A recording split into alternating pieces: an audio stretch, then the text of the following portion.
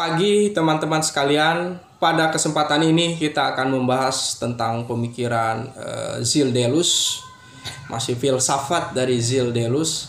Sekarang kita akan berbicara mengenai subjek atau diri menurut Gilles Deleuze. Pemahaman mengenai diri atau subjek tidak bisa lepas dari pemikiran filosof sebelumnya gitu kan, misalnya dari René Descartes yang berbicara tentang aku rasional, aku berpikir maka aku ada gitu kan. Jadi suatu kesadaran yang dianggap sebagai mendominasi dalam memahami diri dan memahami realitas. Itu aliran rasionalisme. Tetapi pemikiran selanjutnya, misalnya Sigmund Freud menjelaskan bahwa ada suatu ketaksadaranan yang selalu membersamai manusia di dalam kehidupannya. Ada alam bawah sadar, ketaksadaran itu yang melampaui kesadaran itu sendiri gitu kan.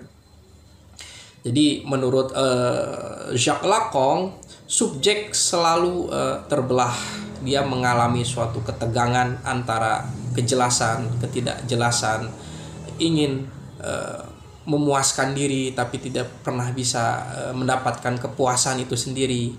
Dia berada dalam keadaan kesadaran dan mengalami ketaksadaran. Jadi subjek selalu terbelah, mengalami suatu kekosongan, mengingini sesuatu yang tidak pernah bisa dia dapatkan.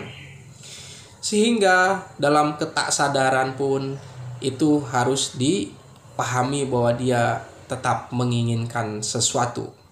Ketaksadaran menurut Lacan adalah terstruktur seperti bahasa. Nah, jadi diri itu tidak pernah utuh. Nah, di sini ada penafsiran Deleuze tentang subjek. Menurut Deleuze, subjek sebagai entitas bergerak. Ya. Jadi memang entitas diri yang selalu bergerak, bukan karena kekosongan gitu kan. Karena kekosongan lalu dia bergerak. Tapi bagi Deleuze adalah subjek itu selalu bergerak karena hasrat itu selalu bergerak gitu kan. Ya.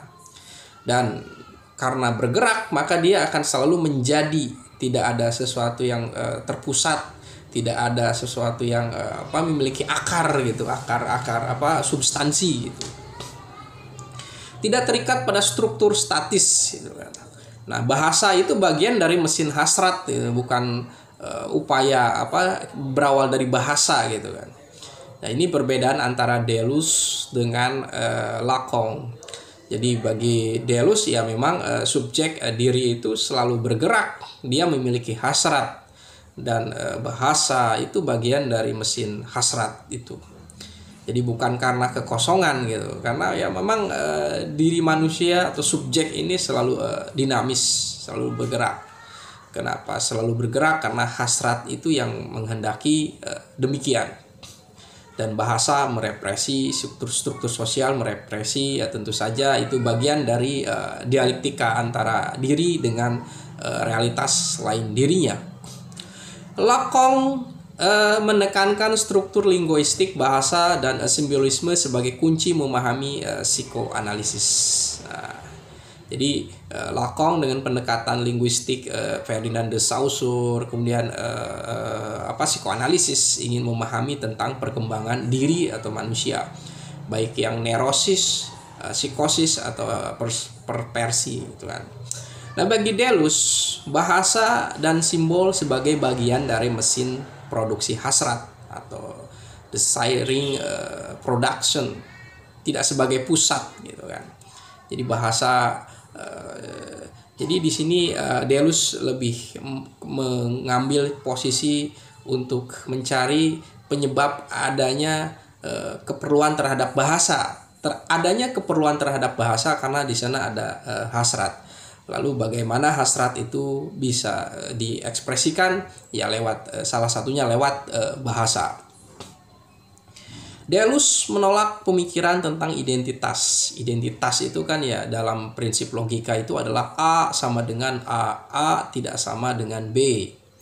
Nah, identitas bagi Deleuze adalah selalu melakukan penindasan terhadap perbedaan. Nah, perbedaan ini suatu yang bersifat simbolis juga gitu kan.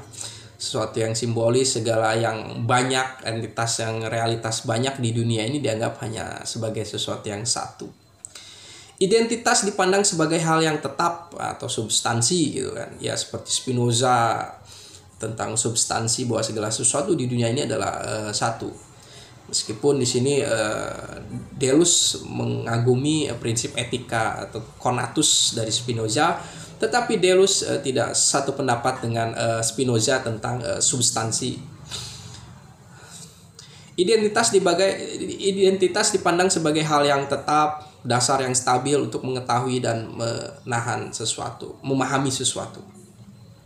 Realitas selalu berubah, becoming dan bergerak. Ya, ini pemahaman dari Heraklitos, dari Hegel tentang realitas yang selalu berubah.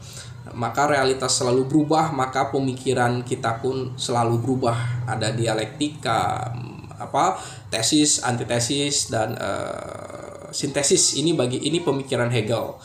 Tapi bagi Deleuze, dia ya menghadirkan suatu konsep tentang rhizome, tanpa akar, tanpa pusat. Jadi segala sesuatu itu bergerak, hasrat bergerak dari pemahaman satu ke pemahaman yang lain, dari komitmen satu kepada komitmen yang lain untuk mencapai atau mencari suatu pembaharuan atau perbaikan terhadap yang dia usahakan itu.